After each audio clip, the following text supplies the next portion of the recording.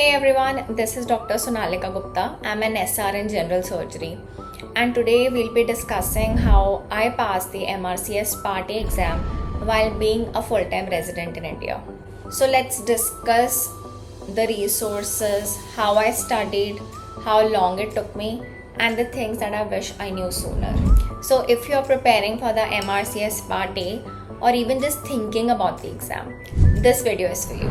So what is the MRCS exam? MRCS stands for Membership of Royal College of Surgeons. So the four colleges of England, Edinburgh, Glasgow and Ireland, they have worked together to form an intercollegiate MRCS exam.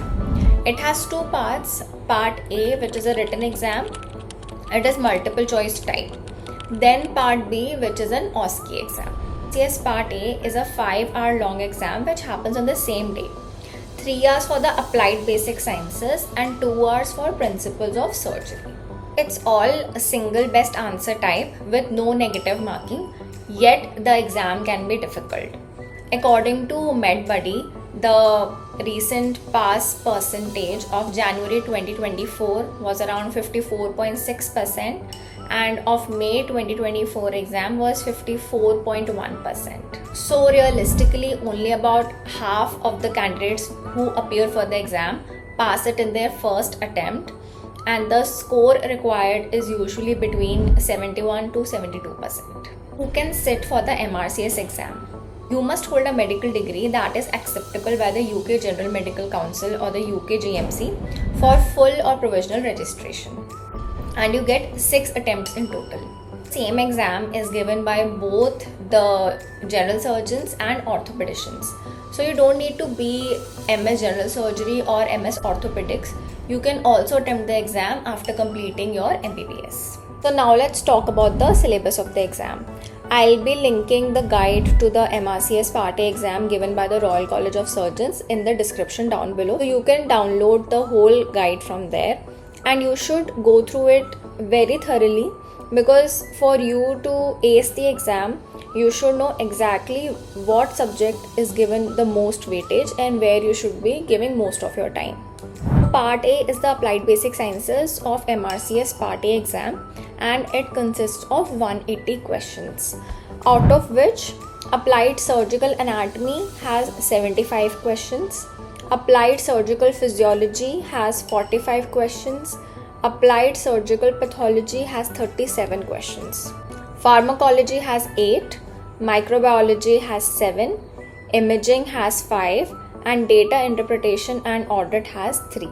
Then you get a break. After that, there is the second part of the MRCS Part-A exam, which is 2 hours long and has 120 questions, which is based on principles of surgery. Here we have common congenital and acquired surgical conditions, which consists of 45 questions. Perioperative management has 35 questions. Assessment and management of patients with trauma, including multiple injured patient, 30 questions. Surgical care of children, 7 questions. And then medical legal aspects of surgical practice. How long does it take for you to prepare for the exam? So if you are a post MBBS student, I would recommend anywhere between 6 months to 1 year. As I was already a JR2 in general surgery, so I found the principles of general surgery exam, the part B of part A, relatively easy to handle. The only thing that I had to really brush in that was the orthopedics part. Also, I had to brush up on my basic sciences. So I gave myself around 6 months time, and in the last 4 months was the time that I really took the exam very seriously. As I was also working as a JR2 full time, so I had to be very intentional with my time to prepare for this exam. And why that is so is because the exam is very expensive. So when I booked the exam, it was around £625.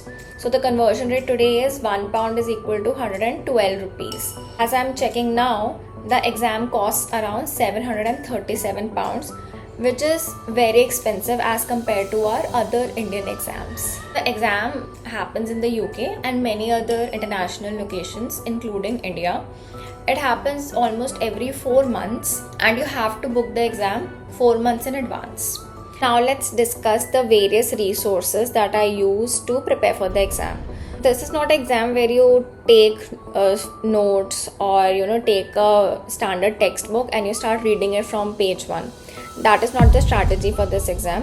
What you need is active recall and spaced repetition. What I would recommend is you take a question bank and you start solving those questions and then see which questions you are getting wrong and then learn their explanation. So the number one resource I used was eMRCS. The question bank is gold.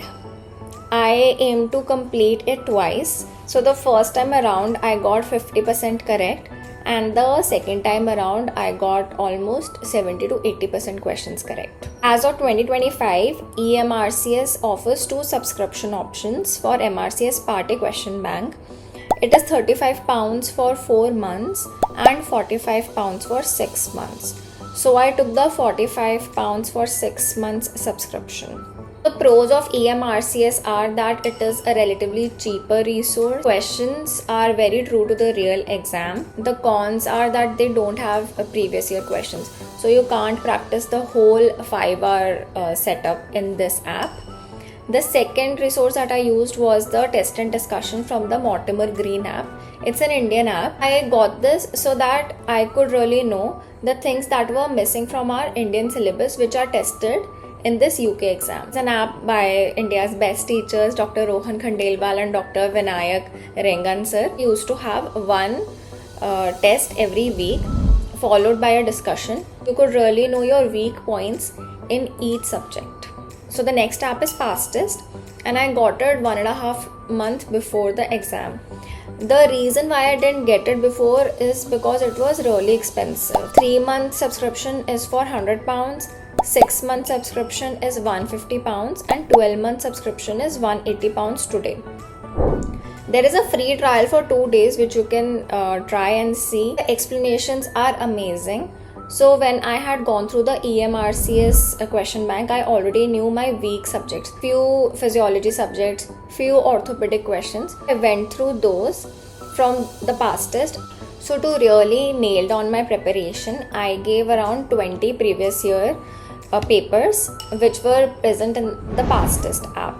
And they have beautiful explanations so you can really know where you're going wrong.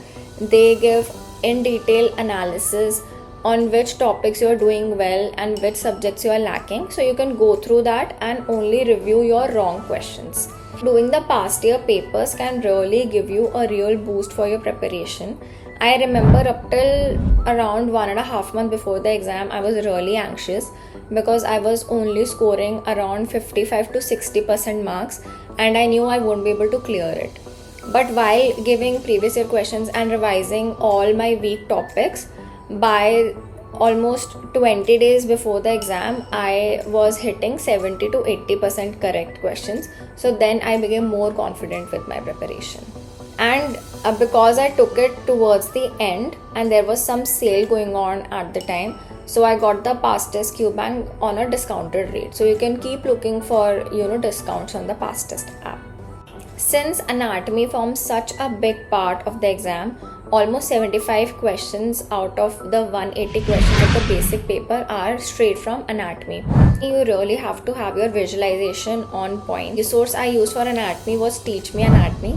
It's a free app and this app is amazing. They have very beautiful diagrams and clinical relevance about that muscle or that nerve, so you really know what point is going to be tested for each topic. Then I also used Netter's Atlas for anatomy to visualize the relations and the anatomical structures. Other than that, I used a lot of YouTube resources. A lot of 3D visualizations are available on YouTube. I'll link a few channels down below. For books, I kept it very minimal. I only use RAF3 for basic sciences. So it had your anatomy, physiology, microbiology, pharmacology. So you don't need to read it cover to cover. Only use it as a reference point. Let's come on to my study plan and time management. For the past 4 months before the exam, I made it a point to study at least 2 hours every day on the weekdays and more on the weekends. So I try to really cycle 2 or 3 subjects at a time so I don't get overburdened with only one subject. Closer to the exam, I shifted into exam mode and I really stopped going out. I had to say no to a lot of outings, but I knew because this exam was very valuable for me that I had to give it its due respect. So I did a lot of timed mocks in the past 1 month and I reviewed my mistakes. So last minute charts for anatomy, biostatistics and critical care values. Although they give a small reference chart on the side for the UK lab values, but I would recommend you to know the basic values of critical labs in UK metrics so that you don't get confused during the exam. So why should a surgeon in India even take the MRCS Part-A exam? So international recognition and career advantage. Having your MRCS degree really holds prestige in Indian corporate hospitals, and it's also recognized worldwide, especially in countries like Singapore and the Middle East. And some people use it to really brush up their anatomy knowledge, and they use it as a powerful revision tool for anatomy. For me personally, why I chose to give this exam was that it's a prestigious exam and I wanted to challenge myself beyond the Indian system. Even though I do not plan on moving abroad right away, it really strengthens my CV. It made me revise anatomy really well, and also it will help me in future fellowships if I do plan to move out. You don't need to know everything. You just need to know some things, but very well. Focus on high yield topics and don't get lost in the rare topics. Use question banks like a learning tool and not just for testing.